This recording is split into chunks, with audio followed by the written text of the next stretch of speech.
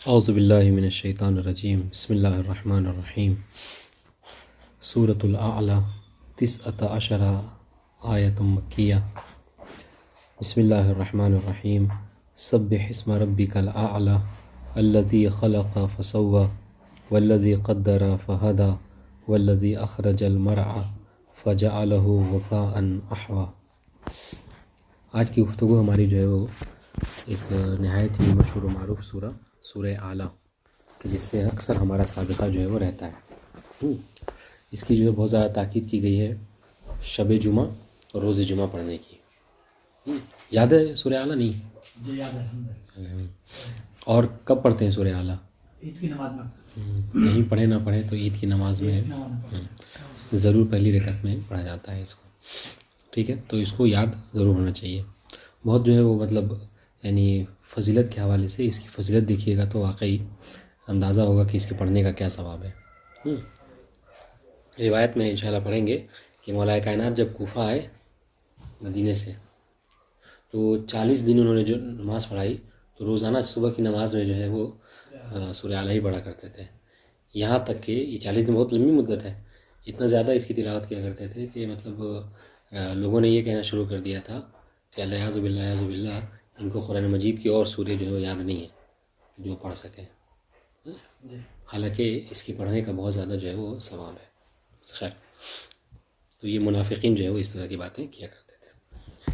جہاں تک کہ سورہ کے پڑھنے کا ثواب ہے، اللہ اکبر، عظیم ثواب ہے۔ کتاب ثواب الاعمال میں یہ روایت ہے چھٹے امام سے، امام جعفر صادق علیہ السلام ارشاد فرماتے ہیں من قرأ سبح اسم ربک الاعلی فی فرائضہ و نوافلہ قیل له یوم القیامہ ادخل الجنہ من ای ابواب الجنت شئت۔ ٹھیک ہے، جو شخص اپنے فرائض و نوافل میں، یاد ہے سب کو 19 آیتیں ہیں، جو بھی اپنے واجب اور مستحب نمازوں میں سورہ اعلیٰ کی تلاوت کرے گا تو خدا بند عالم قیامت میں اسے یہ کہے گا کہ جنت کے جس دروازے سے چاہو داخل ہوگا، واضح انشاءاللہ۔ یہ ایک ثواب۔ اس طریقے سے چھٹے امام ہی کا فرمان ہے کہ جس میں امام فرماتے ہیں الواجب علی کل مؤمن اذا کان لنا شیعہ ان یقرأ فی لیلۃ الجمعہ بالجمعہ وسبح اسم ربک الاعلی۔ ٹھیک ہے، کہ واجب ہے ہر اس مومن پہ کہ جو اپنے آپ کو ہمارا شیعہ سمجھتا ہے، ٹھیک ہے، وہ سمجھتا ہے کہ ہمارا شیعہ ہے، ہمارا شیعہ اگر خود کو مانتا ہے تو اسے چاہیے کہ شب جمعہ میں اور روز جمعہ میں سورہ سبح اسم ربک الاعلی کی ضرور تلاوت کیا کریں۔ واضح؟ جی۔ تو شیعت کی بقا اور جو ہے وہ ڈیپینڈ ہے اس سورہ کی تلاوت کے اوپر، کہہ سکتے ہیں۔ اس طریقے سے جو ہے وہ مجموع البیان میں پیغمبر اسلام سے روایت ہے، یہ اور مطلب اس میں عظمت دیکھیے آپ اس سورہ کی کہ پیغمبر فرماتے ہیں من قرأها اعطاہ اللہ 10 حسنات بعدد کل حرف انزل اللہ علی ابراہیم و موسیٰ و محمد صلی اللہ علیہ وآلہ وسلم۔ ٹھیک ہے، کہہ رہے کہ جو بھی اس سورہ کی تلاوت کرے گا تو اس سورہ کی تلاوت کرنے والے کو، ٹھیک ہے، 10 گنا نیکیاں دی جائیں گی۔ کس کے؟ یعنی ان تمام حروف کے کہ جو حروف اللہ تعالیٰ نے جناب ابراہیم، جناب موسیٰ اور پیغمبر اسلام کے اوپر نازل کیے ہیں، یعنی ان کی جو صحف ہے، ان کی جو کتابیں ہیں، اس میں جتنے حروف ہیں اس حروف کے 10 گنا نیکیاں اس کو عطا کی جائیں گی۔ واضح انشاءاللہ، یہ رسول اللہ السلام کا ارشاد ہے۔ تو بہرحال بہت مطلب فضیلت ہے سورہ کی تلاوت کی، تو یوں بھی کوشش کیا کریں کہ پڑھتے رہا کریں۔ جہاں تک اس سورہ میں مطلب موجود مطالب کی بات ہے، کون کون سی باتیں اس میں ذکر کی گئیں، تو سب سے پہلے خداوند عالم نے اس سورہ میں تسبیح پروردگار عالم کا ذکر کیا ہے کہ انسان جو ہے وہ خداوند عالم کی تسبیح و تقدیس کیا کرے، ٹھیک ہے۔ پھر اس کے بعد اس بات کو بیان کہ ہاں تسبیح کے بعد تخلیق کا ذکر ہے کہ اللہ تعالیٰ نے ہی زمین و آسمان کو پیدا کیا ہے، ٹھیک۔ پھر اس طریقے سے زمین و آسمان کو پیدا کیا، اور یوں ہی نہیں کہ بس ہر چیز کو پیدا نہیں، جس چیز کو بھی اللہ تعالیٰ نے خلق کیا ہے خلقہ فسوا، ٹھیک ہے، یعنی ہاں منظم طریقے سے نہیں، ایک نظام کے تحت جو ہے وہ خلق کیا. دیکھیے خلق کرنا بڑی بات نہیں ہے، لیکن اس کو خلق کر کے نظام کے تحت خلق کر دینا اور اس طریقے سے خلق کرنا کہ اس سے بہتر کوئی خلق نہیں کر سکتا، یہ کمال کی بات ہے.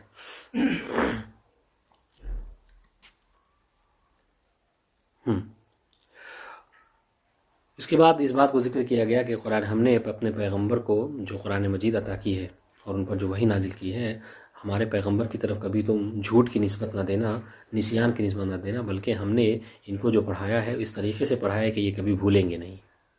ٹھیک ہے، سنقرئک فلا تنسیٰ، بات انشاءاللہ. جی اس کے بعد اس بات کو ذکر کیا گیا، جیسا کہ عام طور پر سوال بھی ہوتا ہے کہ بندہ نہ مطلب حق کے راستے میں مجبور ہے اور نہ ہی جو کیا ہے مکمل طور پر مختار ہے، بلکہ امر بین الامرین ہے. ٹھیک ہے، یعنی ہدایت کا کے راستے کو اختیار کرنے میں انسان کو اختیار دیا گیا ہے. ٹھیک ہے، اور اس کا ذکر اس سے پہلے بھی کر چکے ہیں خدا تعالیٰ نے، انا ہدیناہ السبیل اما شاکرا و اما کفورا. بات انشاءاللہ.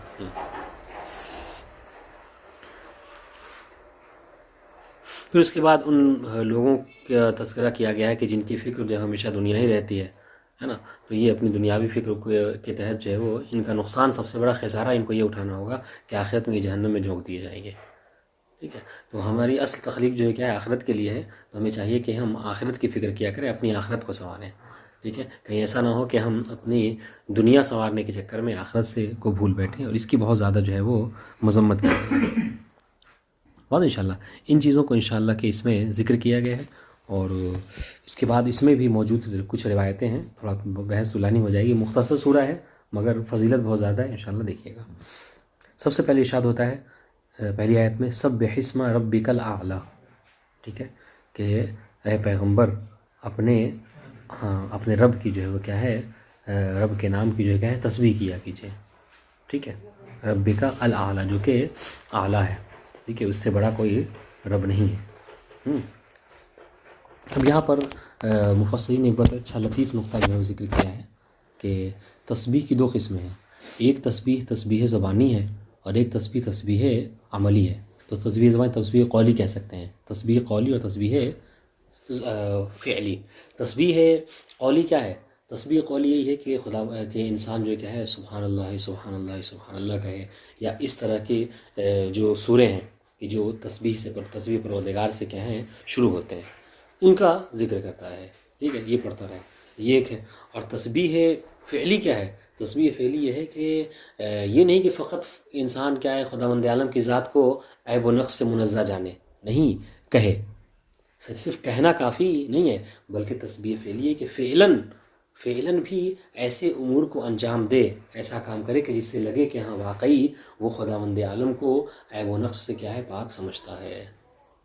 آپ نے معاشرے میں بہت سے لوگوں کو دیکھا ہوگا کہ جب کبھی یوں تو اگر خوش و خرم رہتے ہیں، اچھی زندگی ہوتی ہے، تو بس یعنی وہ عبادت میں مشغول رہتے ہیں، لیکن جہاں مصیبت میں مبتلا ہوتے ہیں تو ایسے جملات اپنے زبان پر لاتے ہیں کہ جو نہیں لانے چاہیے، کہ خداوند عالم نے ساری دنیا کو چھوڑ کر میں ہی ملا تھا، مجھے مصیبت میں مبتلا کر دیا، الیاذ باللہ، ہے نا.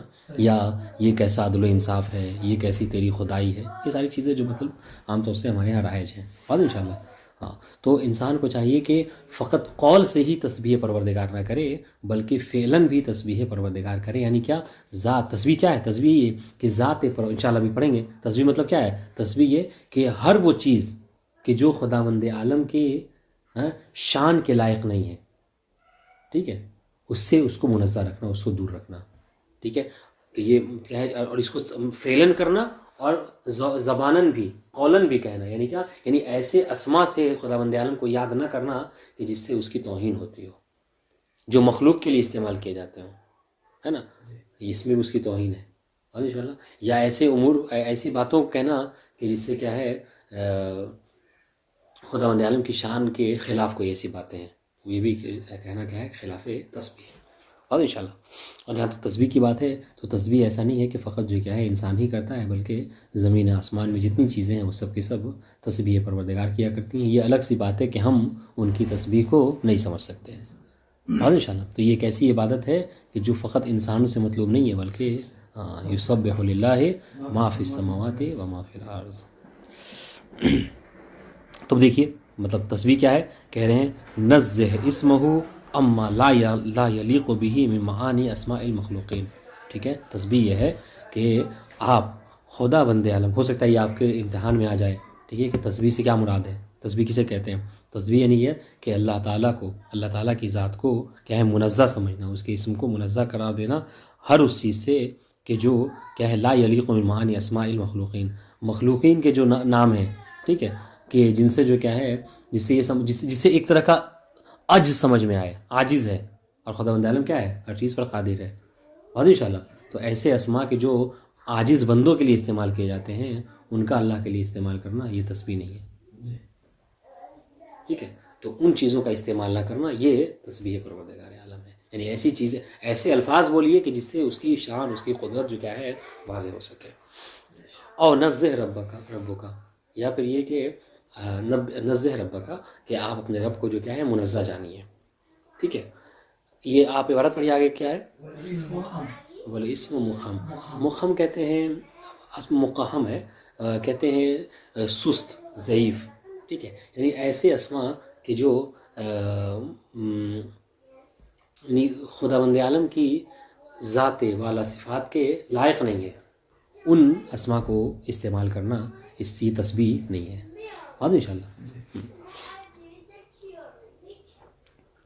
الذی خلق کل شیء فسوی، آیت ہے الذی خلق فسوی، جس نے انسان کو پیدا کیا اور فقط پیدا ہی نہیں کیا بلکہ مکمل طور پر انسان کو درست بھی بنایا. اور انشاءاللہ ایک نظام کے تحت کہ جو چیز جہاں ہونی چاہیے اس کے تحت رکھا. الذی خلق کل شیء، جس نے ہر چیز کو پیدا کیا، صرف انسان ہی نہیں ہر چیز کو پیدا کیا.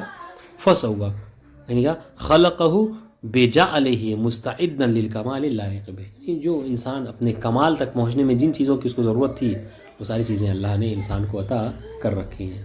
یہ نہیں کہہ سکتا کہ اگر میرے پاس یہ چیز ہوتی تو میں کیا کرتا، یعنی کمال حاصل کرتا. اب کمال نہ حاصل کرنے میں میری غلطی نہیں ہے، اللہ تعالیٰ نے مجھ میں وہ چیز نہیں رکھی ہے. واضح انشاءاللہ. والذی قدر فہدی. جی نہیں سمجھے؟ للکمال اللائق بہ، خلقہ بجعلہ مستعدا للکمال اللائق بہ. نہیں بالانسان نہیں، لائق بالخلق ہوگا، کمال اللائق بہ. ٹھیک ہے. والذی قدر فہدی، اور جس نے والذی قدر فہدی، اور جس نے جو کیا ہے تقدیر کو معین کیا ہے اور پھر انسان کو جو کیا ہے ہدایت دی ہے. والذی قدر لکل مخلوق ما یصلح لہ، یعنی جو جس انسان کو جس چیز کی ضرورت تھی، جس مخلوق کو کہہ لیجیے، انسان تو ایک مطلب اس کا ایک حصہ ہے نا، جس مخلوق کو جس چیز کی ضرورت تھی اس کے مقدر میں اللہ تعالیٰ نے اس کو چیز کو رکھا ہے، یعنی اس کے لیے معین کر دیا، مشخص کر دیا ہے.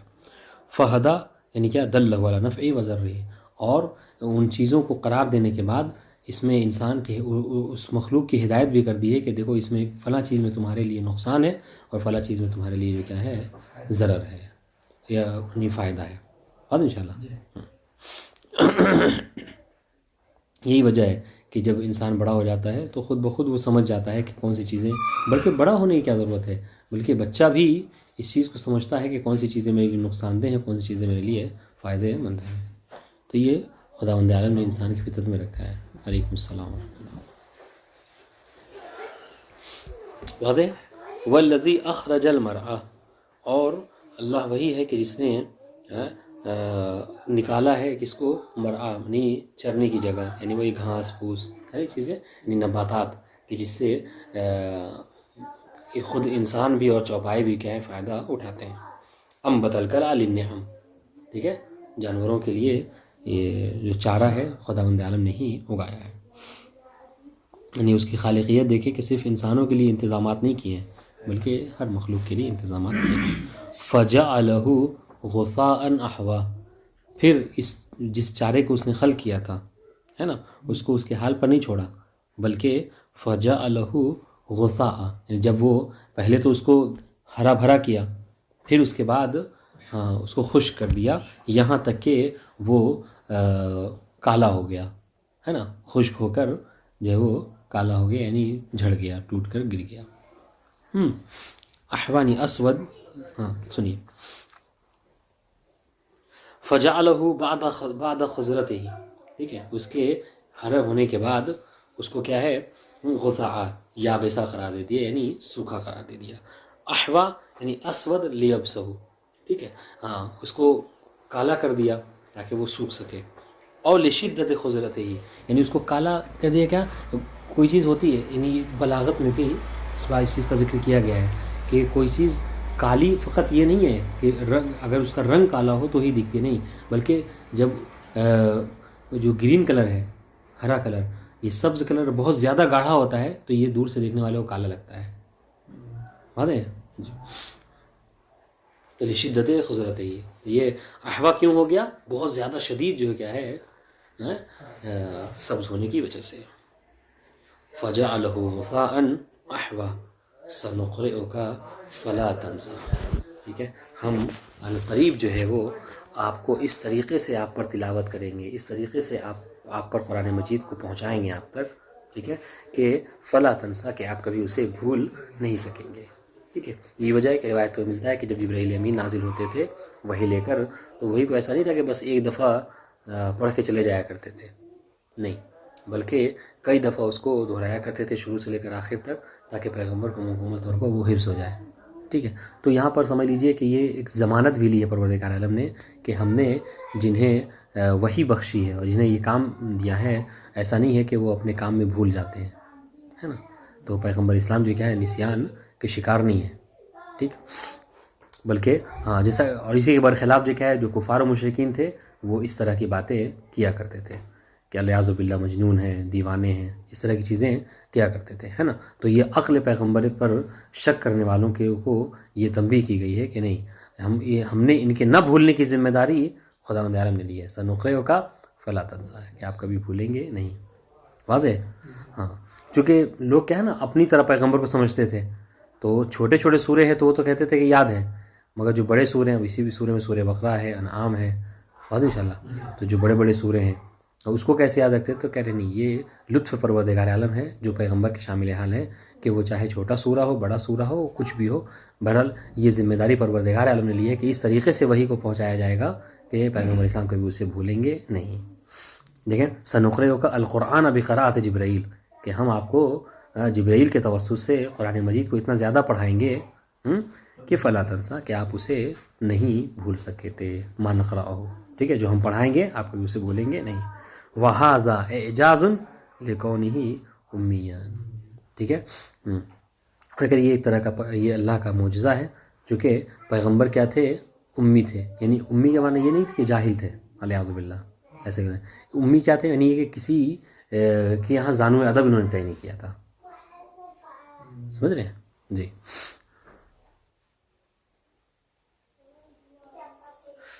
الا ما شاء اللہ انہ یعلم الجہر وما یخفی، ٹھیک ہے، انہ یعلم الجہر وما یخفی، کہ ہم آپ کو ان قریب اس طریقے سے پڑھائیں گے کہ آپ کبھی بھولیں گے نہیں، مگر یہ کہ خدا چاہے، جو کہ ظاہر کا بھی جاننے والا ہے اور جو چیز تم چھپاتے ہو باطن اس کا بھی جاننے والا ہے، بات انشاءاللہ۔ اب یہاں پر تھوڑا سا اختلاف ہے، یعنی اگر اس کا جو ظاہری معنی سمجھ میں آتا ہے، اس لیے کہتے ہیں قرآن مجید کو یوں ہی انسان کو اپنی سمجھ پر بھروسہ کر کے کبھی نہیں پڑھنا چاہیے کہ اس کا یہ ظاہری معنی تلاوت ہو، تو مطلب کیا، مطلب اس کا ظاہری یہ نکل رہا ہے کہ اے پیغمبر، حالانکہ بعض مفسرین نے یہ احتمال بھی دیا ہے کہ اے پیغمبر، ہم آپ کو قرآن مجید جو ہے وہ کیا ہے سنا پڑھا رہے ہیں، ٹھیک ہے، پڑھائیں گے کہ اس طریقے سے کہ آپ بھولیں گے نہیں، مگر یہ کہ جو ہم چاہیں، اس کا مطلب کیا ہوا کہ اللہ چاہے تو پیغمبر جو ہے بھول سکتے ہیں، ہے کہ نہیں۔ تو بعض انہوں نے یہ دیا ہے کہ نہیں، مطلب یہ کہ اللہ بھی چاہتا تھا کہ یعنی پیغمبر جو قرآن کو بھول جائے، حالانکہ یہ معنی نہیں ہے، مطلب یہ ہے کہ یعنی جیسے ہوتا ہے نا کہ اللہ چاہتا لیکن اللہ نے کبھی چاہا نہیں ہے،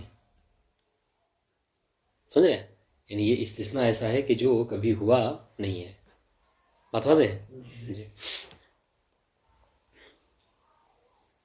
یا پھر ہاں بعض لوگوں نے یہ وہ دیا ہے کہ ہاں جو چیزیں ہو سکتا ہے کہ جن چیزوں کو نسخ کی گئی ہیں وہ اللہ تعالیٰ نے جو کیا ہے پیغمبر سے بعد میں اٹھا لی گئی ہیں، ٹھیک ہے، الا ماشاء اللہ ہو نسیان ہو، مگر یہ کہ جس کے بھولنے کا، دیکھیے ایک احتمال انہوں نے دے دیا، جس کے بھولنے کا خود اللہ چاہے تو وہ آپ فراموش کر سکتے ہیں بے ان سخت اللہ، اب وہ بھی فراموش کا مطلب یہ نہیں کہ پیغمبر کہ اس میں کوئی پیغمبر کا دخل ہو، نہیں، خود چونکہ اللہ تعالیٰ نے یہ چاہا بے ان نسخ ہو وہ اللہ تعالیٰ، ہاں کہ خود اللہ تعالیٰ نے کیا ہے اس کی تلاوت کو نسخ کر دیا، واضح انشاءاللہ جی۔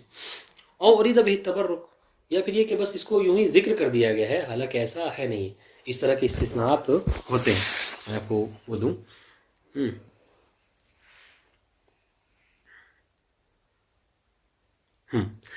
جیسے اہل جنت کے بارے میں خود اسی قرآن مجید کے سورہ ہود کی آیت نمبر 107 میں ہے کیا کہ خالدین فیہا ما دامت السماوات والارض الا ما شاء ربک، کہ اہل جنت جو ہیں وہ کیا ہے آسمان و زمین رہیں گے، وہ ہمیشہ جنت میں رہیں گے، مگر یہ کہ پروردگار ان کو نکالنا چاہے جنت سے، ٹھیک ہے، جبکہ اللہ تعالیٰ جو کبھی جنت سے نکالنا نہیں چاہے گا، تو یہاں پر بھی وہی حال ہے، اور انشاءاللہ حالانکہ یہ ایک بہت بڑی بحث ہے علم کلام میں، ہم لوگ یاد بشیر صاحب نے جب مطلب یہ تفسیر میں یہ بات آئی تھی تو یعنی لگتا ہے کم سے کم 6 مہینے تک کے شاید اسی پہ گفتگو کی تھی کہ پیغمبر اسلام جو ہیں وہ نسیان کا شکار ہو سکتے ہیں یا نہیں ہو سکتے، یہ علم کلام میں بہت بڑی بحث ہے، بہت بڑا اختلاف ہے، بہت سے لوگ اس بات کے قائل ہے کہ ہاں بھول چک جو ہے پیغمبر سے ہو سکتی ہے، واضح، لیکن بہرحال آخر کا جو نتیجہ یہ دیا تھا کہ پیغمبر اسلام جو کبھی بھول چوک کے جو کیا شکار نہیں ہو سکتے، چونکہ یہ ایک طرح کا عیب ہے جو کہ مقام عصمت کے خلاف ہے، واضح انشاءاللہ۔ انہ یعلم الجہر وما یخفی، وہ ظاہر و باطن کا جاننے والا ہے، کون؟ خدا، ہاں، وَنُيَسِّرُكَ لِلْيُسْرَىٰ، اور ہم آپ کو کیا کریں گے، ہم آپ کے راستے کو کیا کریں گے، آسان کریں گے، ٹھیک ہے، وَنُيَسِّرُكَ، ہم تمہارے لیے آسان کریں گے، لِلْيُسْرَىٰ، راستے کو، ٹھیک ہے، هي حفظ القرآن اب شریعت سہلا و یا ایسر الشرائع، آیات مراد ہے کہ یہ یسرا سے کیا مراد ہے، یعنی آسان راستے سے مراد کیا ہے، تو کہتے ہیں کہ یہاں 2 معنی ہو سکتے ہیں، یا تو یہاں پر جو مشہور روایت میں یہ کہ یہاں پر آسان راستے سے مراد شریعت اسلام ہے، چونکہ اسلام کے بارے میں کہ شریعت السہلا، یہ بہت آسان دین ہے، واضح انشاءاللہ، آپ اس آسان دین ہی کی روایت کے حوالے سے ہے کہ یہی جو نماز ہی ہے، آپ سمجھ لیجئے کہ یہ جو روزانہ کی نماز ہی ہے، یہ 17 رکعت نہیں تھی بلکہ یہ 100 رکعت سے بھی زیادہ تھی، لیکن پیغمبر اسلام نے جو ہے وہ خداوند عالم سے اپنی امت کے لیے اس کو کم کرایا تھا، بلکہ یہاں تک کہ وہ آیا تھا مرحلہ کہ ہر نماز جو کیا ہے 2 رکعت ہے، ٹھیک ہے، حتیٰ کہ ظہر عصر کی نماز بھی جو ہے روایتوں میں ہے کہ 2 رکعت ہے، لیکن اس کے بعد میں اضافہ کیا گیا تھا۔ یہ وجہ ہے کہ جب وہ انسان مسافر ہو جاتا ہے حال سفر میں، نماز 2 ہی رکعت پہ جو کہ اکتفا کر لیتا ہے، کیوں؟ چونکہ حقیقتاً کہتے ہیں کہ یہ 2 ہی رکعت ہے، یہ اضافت پیغمبر اسلام کی طرف سے ہے، نہیں پیغمبر اسلام نے پروردگار سے چاہا تھا کہ اس کی اضافت کی جائے، بات واضح ہے، یہ حفظ القرآن و شریعت السہلا وہ ایسر الشرائع، ٹھیک ہے، تو یہ جو آسان راستہ ہے کہ اے پیغمبر ہم آپ کو توفیق دیں گے آسان راستے کی، تو اس آسان راستے سے کیا مراد ہے، کہ 2، یا تو قرآن مجید ہے، ٹھیک ہے، یا پھر جو کیا ہے شریعت اسلام،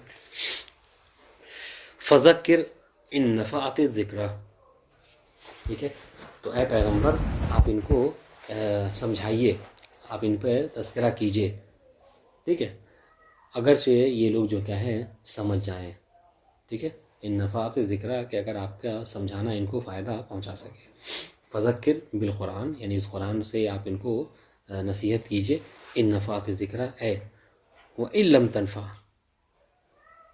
ٹھیک ہے، یعنی فحذف للعلم بھی، یہ مطلب یہ کفار و مشرکین یہاں پر کیوں، مطلب کیا ہے، یہ کیا کہا گیا ہے کہ آپ سمجھائیے، ان کو سمجھ میں آئے گا نہیں آئے گا، مطلب کیا ہے، مطلب یہ ہے کہ یہ کہا گیا ہے کہ چونکہ اس بات کو خداوند عالم جانتا تھا ان کے سامنے آنا کہ ان کی سمجھ میں آنے والی بات نہیں ہے یہ، ٹھیک ہے، یہ اتنے زیادہ جو ہیں وہ سرکشی پر اترے ہوئے ہیں کہ یہ نہیں سمجھیں گے. اور اشتراط ذالک فی تقریر ہی مع حصول الیاس من البعض، یا پھر یہ کہ ان نفات ذکرہ کی یہ شرط کیوں لگائی گئی ہے؟ یہ اس لیے لگائی گئی ہے کہ چونکہ بعض کے حوالے سے کیا ہے مایوس ہو گئے تھے کہ ان کو لاکھ سمجھائیے یہ سمجھنے والے نہیں ہیں. او قصد به ذمهم بان ذکر لا تنفعهم، ٹھیک ہے، كقولك اعذه ان اتعظ اے لا يتعظ، ٹھیک ہے. یا پھر یہاں پر یہ مقصد ہے کہ دراصل اس آیت سے ان کی مذمت مراد ہے، ٹھیک ہے، ان کی مذمت مراد ہے. کیا یعنی ان کو گویا کہ یہ کہا گیا کہ آپ پیغمبر کو سمجھائیے لیکن یہ سمجھنے والے نہیں ہیں، ٹھیک ہے، جیسا کہ ہم عام طور سے کہتے ہیں عز ہو ان اتعظ، کہ ان کو واعظ کیجئے اگر ان کو سمجھ میں آ جائے. مطلب کیا ہے؟ مطلب یہ کہ لا یتعظ، یہ ان کو سمجھ میں آنے والی چیز نہیں ہے، یہ نہیں سمجھیں گے. بات انشاءاللہ سیذکر من یخشی عن قریب. ہاں، آپ کی نصیحت کو، آپ کے پیغامات کو کون سمجھے گا؟ وہ کہ جس کے دل میں خداوند عالم کا خوف ہو، خداوند عالم کا تقویٰ ہو، ٹھیک ہے. تو متقی و پرہیزگار ہی جو ہے کیا ہے آپ کی باتوں کو سمجھ سکتے ہیں، لیکن جن کے دل میں جو ہے وہ کدورت، حسد، یہ سب چیزیں جمی ہوئی ہوں وہ کبھی آپ کی باتوں کو نہیں سمجھ سکتے، ٹھیک ہے. سیذکر من یخشی اللہ، ہاں سیتذکر بہا، ہاں آپ جو قرآن مجید کی تلاوت کریں گے یہ فائدہ تو یقیناً فائدہ ہے، لیکن کس کے لیے ہے؟ وہ کہ جو تقوی الہی رکھتا ہے. وَيَتَجَنَّبُهَا الْأَشْقَى، اور آپ جب قرآن پڑھیں گے تو دیکھیں جو متقی و پرہیزگار ہوں گے وہ اس سے فائدہ اٹھائیں گے، لیکن جو شقی ہوں گے، بدبخت ہوں گے، وہ کیا اس سے اجتناب کریں گے، ٹھیک ہے، دوری بنائیں گے. وَيَتَجَنَّبُهَا اے الذکر، یعنی آپ کے ذکر سے کہ الاشقا، وَيَتَجَنَّبُ الذکر الاشقا، آپ کے ذکر سے ہاں وہ دور رہیں گے، اجتناب کریں گے. یہی وجہ ہے، آپ نے دیکھا کہ مطلب تاریخ میں بھی اس کی مثالیں موجود ہیں کہ جب پیغمبر اسلام قرآن مجید تلاوت کیا کرتے تھے تو کفار قریب بھی نہیں آتے تھے، ٹھیک ہے، اور کسی کو قریب جانے بھی نہیں دیتے تھے، خود بھی دور، آل اولاد کو بھی دور، ٹھیک ہے. حتیٰ مسافرین بھی اگر کبھی کوفے وغیرہ مکے میں آتے تھے تو ان کو بھی دور، جو کہ وہ روئی والا واقعہ مشہور ہے کہ جب مدینے سے کچھ لوگ گئے، ٹھیک ہے، ملنے کا ارادہ کیا تو کہا کہ نہیں جانے دیں گے، ان سے نہیں ملنا. کہا نہیں، ہم تو اتنی دور سے سفر کر کے ہم تو ملے بنا رہیں گے نہیں. تو کہا اگر جانا ہی چاہتے ہو تو کان میں جو ہے کچھ وہ رکھ لو، روئی ٹائپ کی چیز، تاکہ ان کی باتیں تمہیں سنائی نہ دے سکیں. بات انشاءاللہ. تو یہ خود بھی رکتے تھے اور دوسروں کو روکا بھی کرتے تھے. اور وہ گئے بہرحال، لیکن دیکھا کہ پیغمبر اسلام ہیں جو ایک طرف بیٹھے ہوئے ہیں اور چاروں طرف سے جو اس وقت جو سننے والے جو کچھ چنندہ لوگ تھے وہ بیٹھے ہوئے ہیں. تو لگا آخر یہ کہہ کیا رہے ہیں. تو جب کان سے روئی نکالی اور پیغمبر کی باتیں سنی تو بہرحال وہ اثر انداز ہوا. پھر وہی جو ایمان مدینے میں کس طریقے سے اسلام پھیلا، اس طریقے سے یہ جو پہلا وفد آیا تھا، ٹھیک ہے، وہ مسلمان ہوا اور اس کے بعد وہ جا کے اس نے مدینے میں جو ہے کیا ہے تبلیغ کی. پھر بار بار لوگ آتے رہے اور اس طریقے سے پیغمبر کے ذریعے سے اسلام ہوتا رہا، یعنی وہ اسلام کو سمجھتے رہے، اسلام لے آئے. یہاں تک کہ زمینہ یہ فراہم ہو گیا کہ پیغمبر کو جب مکے میں نہیں رہنے دیا گیا، ہجرت ہوئی تو انہی لوگوں کے یہاں گئے تھے. بات انشاءاللہ. تو ایسا نہیں ہے کہ یہ خود بھی پرہیز کیا کرتے، نہیں، یہ کہ پرہیز کیا کرتے تھے، اس کے واقعات بھی باقاعدہ طور پر موجود ہیں. ٹھیک ہے. الذی یصلی النار الکبریٰ، ٹھیک ہے، کہ یہ وہ لوگ ہیں کہ جو عن قریب جو ہے کیا ہیں جہنم میں نار کبریٰ میں جلنے والے ہیں. ٹھیک ہے. الذی یصلی النار، یعنی آپ سے اجتناب کرنے والے ہیں. اور یہ کون ہیں؟ یہ وہ ہیں کہ جو جہنم میں جلنے والے ہیں. الذی یعنی پہنچنے والے، الذی یصلی النار الکبریٰ، مراد نار کبریٰ سے جہنم ہے.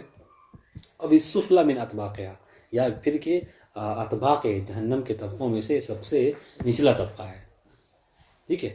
ان لوگوں کا ہوگا کہ جو پیغمبر کی باتوں سے اجتناب کیا کرتے تھے. ثم لا يموت فيها ولا يحيا، ٹھیک ہے. اور یاد رکھیں یہ کہ یہ جب جہنم میں جائیں گے تو ان کو نہ جہنم میں موت دی جائے گی تاکہ اس انسان جہنم کی آگ سے جو چھٹکارا پالیں، ان کو نہ موت اور نہ ہی جو ہے وہ راحت، جس کی زندگی دی جائے گی جس میں ان کو راحت و سکون ہو سکے. الذی لا يموت فيها فيستریح، ان کو موت نہیں ہوگی وہاں پر تاکہ ان کو موت سے ہی آرام مل جائے. ٹھیک ہے. اور ایسا بھی نہیں ہے ولا یحییٰ، اور نہ ہی ان کو حیات ہنیہ، ٹھیک ہے، نہ ہی ان کو آرام بخش جو ہے کہ حیات دی جائے گی. وہ زندہ تو رہیں گے مگر وہ زندگی بھی ایسی ہوگی ٹھیک ہے، کہ جس میں موت کی تمنا کریں گے اور موت بھی نہیں آئے گی. اور انشاءاللہ ہاں قد افلح من تزکا، ہاں بے شک کامیاب کون ہوا کہ جس نے تقوی الہی کو اختیار کیا. ٹھیک ہے، قد افلح یعنی فاز من تزکا تطہر من الشرک والمعاصی. تزکیہ سے مراد کیا ہے؟ یعنی یہ کہ انسان شرک اور گناہ جیسے گناہ کبیرہ جیسے بڑے بڑے گناہوں سے انسان پرہیز کرے. او آت الزکاۃ اول فطرہ، یہاں پر یہ مراد جو کیا ہے، ہاں تزکا سے مراد کیا ہے؟ زکوٰۃ ہے. ٹھیک ہے، ہاں یا پھر زکوٰۃ فطرہ ہے.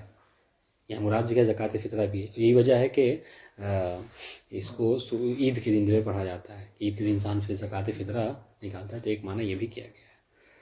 وذکر اسم ربہ فصلی، پھر نماز کا بھی ذکر ہے.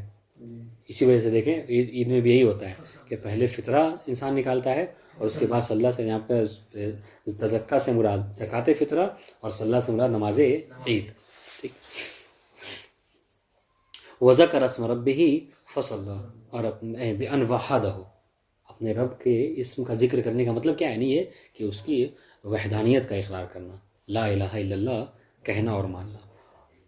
او کبر للتحریم او للعید، یا پھر یہ کہ یعنی رب کے اسم کا ذکر کرنے سے مراد کیا ہے؟ یعنی یہ کہ تکبیرۃ الاحرام کہنے کے لیے کیا ہے؟ اللہ اکبر کہنا، یہ بھی مراد ہو سکتا ہے.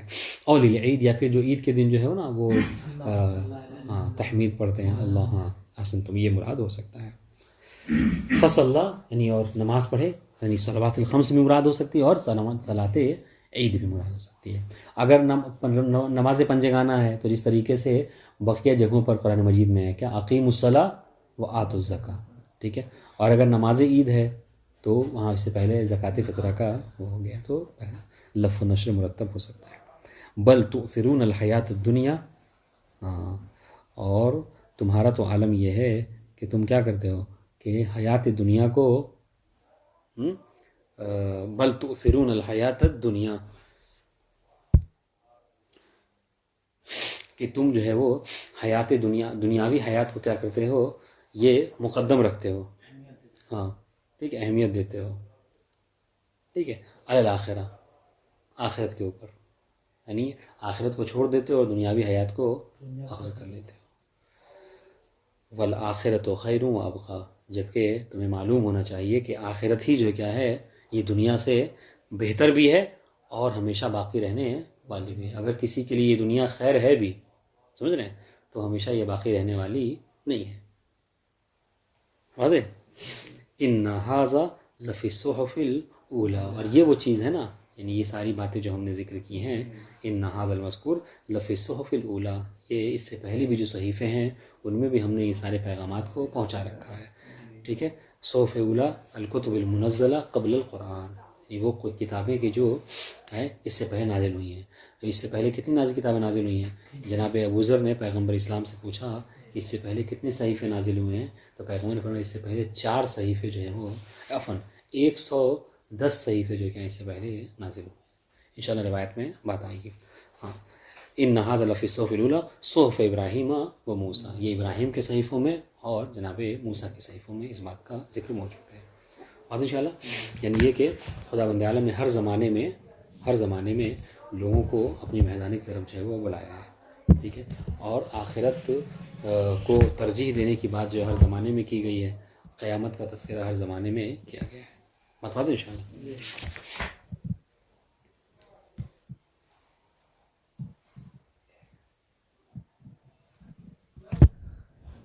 دیکھیے تفسیر عیاشی میں ابی حمیصہ ان علی علیہ السلام، مولا کائنات سے روایت ہے، فرماتے ہیں کہ قال، یہ ابی حمیصہ کہتے ہیں صلیت خلفہ 20 لیلۃ ولیس یقرأ الا سبح اسم ربک الاعلی.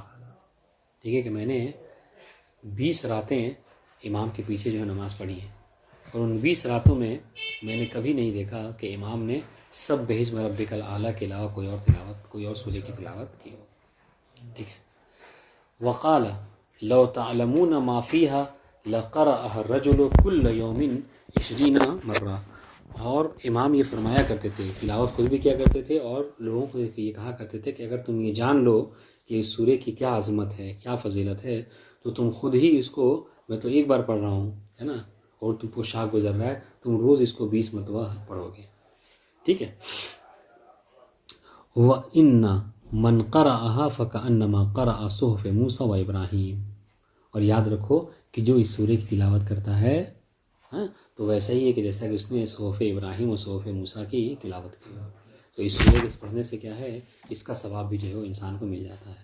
اس لیے دیں صاف صاف آخر میں کیا ہے، اِنَّ هَٰذَا لَفِي الصُّحُفِ الْأُولَىٰ صُحُفِ إِبْرَاهِيمَ وَمُوسَىٰ.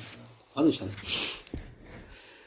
اسبغ ابن نباتہ، ٹھیک ہے، یہ امام کے بہت جلیل القدر صحابی ہیں. فرماتے ہیں کہ لما تقدم امیر المومنین علیہ السلام الکوفہ صلی بہم 40 صباحا یقرأ بہم سبح اسم ربک الاعلی، یقرأ بہم سبح اسم ربک الاعلی، کہ جب مولا کائنات کوفہ آئے تو انہوں نے 40 دن، ٹھیک ہے، صبح کی نماز جو پڑھائی تو مسلسل کیا ہے 40 دن لگاتار انہوں نے کیا سبح اسم ربک الاعلی کی تلاوت کی.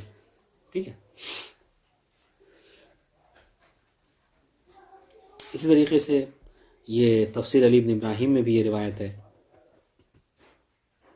فرماتے ہیں یہ روایت وہی ہے اسبغ بن نباتہ سے، فرماتے ہیں کہ سأل امیر المومنین عن قول اللہ عز وجل سبح اسم ربک الاعلی.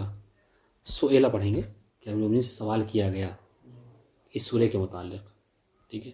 فقال، تو امام نے فرمایا مکتوب علی قائمۃ العرش قبل ان يخلق اللہ السماوات والارضین بألف عام. ٹھیک ہے. قبل اس کے کہ اللہ تعالیٰ نے زمین و آسمان کو پیدا کیا 2000 سال پہلے کیا یہ عرش کے اوپر لکھا ہوا تھا لا الہ الا اللہ وحدہ لا شریک لہ وان محمدا عبدہ ورسولہ فاشہدوا بہما وان علیا وصی محمد صلی اللہ علیہ وآلہ وسلم. ٹھیک ہے. وفیہ سبح اسم ربک الاعلی قال قل سبحان ربی الاعلی الذی خلق فسوى والذی قدر فہدى قال قدر الاشیاء بالتقدیر الاول ثم ہدی الیہا من یشاء. ٹھیک ہے. اللہ تعالیٰ نے جو کیا ہے ہر شے کے لیے، ہر مخلوق کے لیے کیا ہے تقدیر معین کر دیا ہے. ٹھیک ہے. اور اس کے بعد اس کی ہدایت جو ہے وہ کر دی ہے. اب یہ خود مخلوق کی ذمہ داری ہے کہ وہ راہ ہدایت پر چلے اور یا پھر جو ہے وہ کفر اختیار کر لے.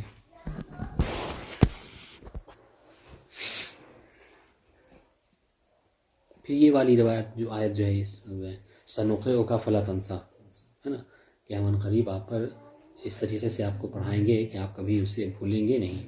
قال ابن عباس کان نبی صلی اللہ علیہ وآلہ، ابن عباس فرماتے ہیں کہ اذا نزل علیہ جبرائیل بالوحی یقرئہ مخافۃ ان ینسیٰ فکان لا یفرغ جبرائیل من آخر حتی یتکلم ہوا بأولہ. کہ جب جبرائیل امین وحی لے کر آتے تھے تو شروع سے لے کر آخر تک مسلسل پیغمبر پر تلاوت کرتے تھے. ٹھیک ہے. کہ کہیں ان سے بھول نہ ہو جائے، یہاں تک کہ شروع سے لے کر آخر تک خود پیغمبر بھی پڑھ کر ان کو سنایا کرتے تھے. حتی یتکلم ہوا بأولہ. ٹھیک ہے. فلما نزلت هذه الآیہ لم ینس بعد ذلک شیئا. ٹھیک ہے. پھر اس کے بعد جب یہ آیت نازل ہوئی تو اس کے بعد پیغمبر کبھی جو ہے وہ بھولے نہیں. ٹھیک ہے.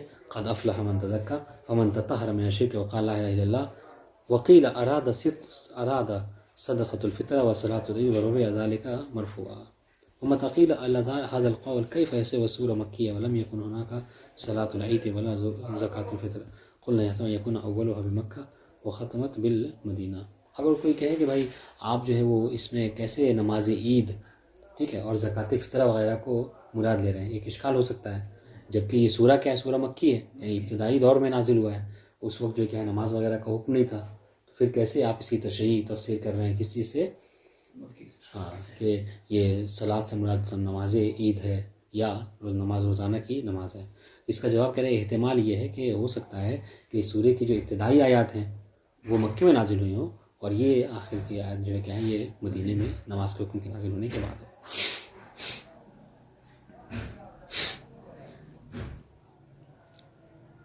جی بہت اچھی روایت ہے یاد رکھنے والی. قال ابی عبداللہ علیہ السلام چھٹے امام سے روایت ہے. قال دخلت علی ابی الحسن الرضا، نہیں عفواً یہ ابی عبداللہ نہیں ہے، عبید اللہ نامی ایک شخص ہے. عبید اللہ ابن عبداللہ الدہقان یہ راوی ہیں، ٹھیک ہے، دہقان نام سے لگتا ہے کہ یہ ایرانی. تو کہتے ہیں دخلت علی ابی الحسن رضا علیہ السلام، میں 8ویں امام رضا علیہ السلام کی خدمت میں حاضر ہوا. فقال علی، تو امام نے مجھ سے پوچھا ما معنی قولہ وذکر اسم ربہ فصلی، ٹھیک ہے، یہ بتاؤ کہ یہ جو قرآن مجید کی آیت ہے وذکر اسم ربہ فصلی، اس کا مطلب کیا ہے؟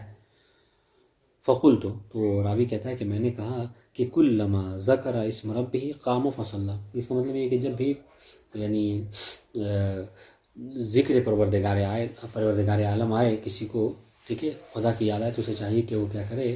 اس آیت کی تفسیر یہ ہے کہ اسے چاہیے کہ اٹھ کر نماز پڑھے. واضح. فقال علی لقد کان اللہ عز وجل کلف ھذا شططا، اگر یہ بات ہے، یہ تفسیر ہے کہ جب بھی انسان کو خدا کی یاد آئے تو اٹھ کر انسان نماز پڑھے، تو یہ تو ایسی تکلیف ہے کہ جو بڑی سخت ہے نا. ہاں، مطلب مشکل ہے یہ، انسان کو جب اللہ کی یاد آئے اٹھ کر نماز پڑھنا شروع کر دے. تو اس نے تو پھر کہا کہ مولا آپ ہی بتائیے کیا مطلب ہے اس کا. الذی ذکر اسم ربہ فصلی، تو یہ صلی اللہ سے فقلت جعلت فداک فکیف ہوگا. تو یہ راوی کہتا ہے کہ مولا خود آپ ہی بتائیے کہ پھر اس کا مطلب کیا ہے، کیا مراد ہے اس سے. امام نے فرمایا کلما ذکر اسم ربہ صلی علی محمد و آل محمد، کہ انسان کو چاہیے کہ جب بھی ذکر پروردگار عالم آئے تو ذکر پروردگار سب سے بہترین طریقہ کیا ہے کہ محمد و آل محمد پر صلوات پڑھ دیا جائے. ٹھیک ہے، کہ یہ بہت آسان بھی ہے، ٹھیک ہے، اور جو ہے وہ یہ ایسی چیز ہے کہ جو بار بار انسان کر بھی سکتا ہے اور ثواب بھی ہے. ذکر اس میں سب سے عظیم ترین ذکر ہے.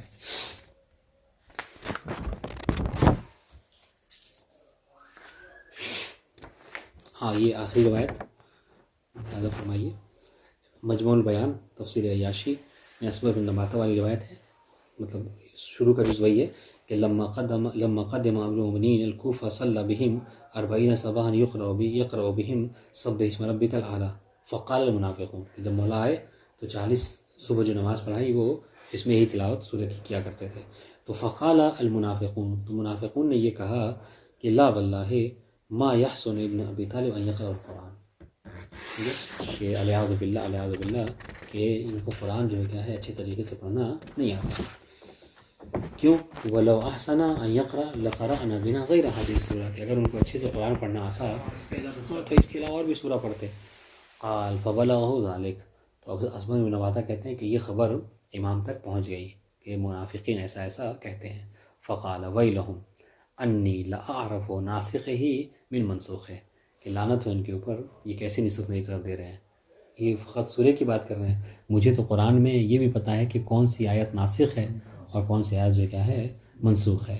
وہ محکم ہی و متشابہ ہی، میں تو قرآن کے متشابہات سے بھی واقف ہوں اور اس کے جو ہے محکمات سے بھی واقف ہوں.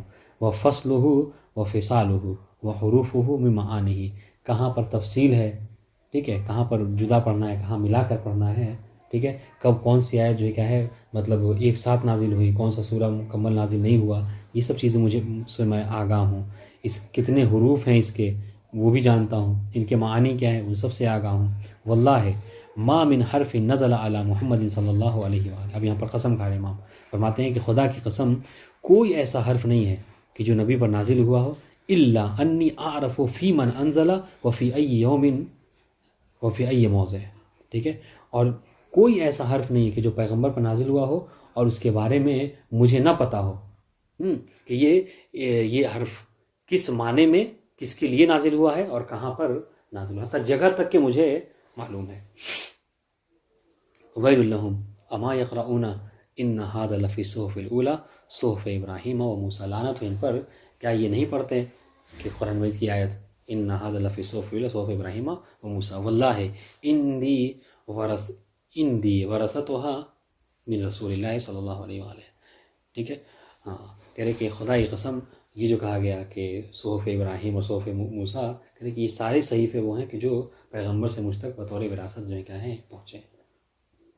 بات واضح انشاءاللہ. یہ وجہ ہے کہ روایت میں ملتا ہے کہ پیغمبر مولا کائنات نے جو 25 سالہ زندگی گزاری ہے خاموشی کی، اس میں جو امام نے قرآن مجید کو لکھا تھا تو اس میں قرآن مجید میں امام نے ساری چیزیں ذکر کر دی تھی، سمجھ رہے ہیں، کہ کون سا سورہ کہاں نازل ہوا ہے، اس کے متشابہ کیا ہے، محکم کیا ہے، ناسخ یا منسوخ کیا ہے، مگر یہ کہ یہ مسلمانوں کی بدبختی کہ جس کو جو ہے قبول نہیں کیا تھا.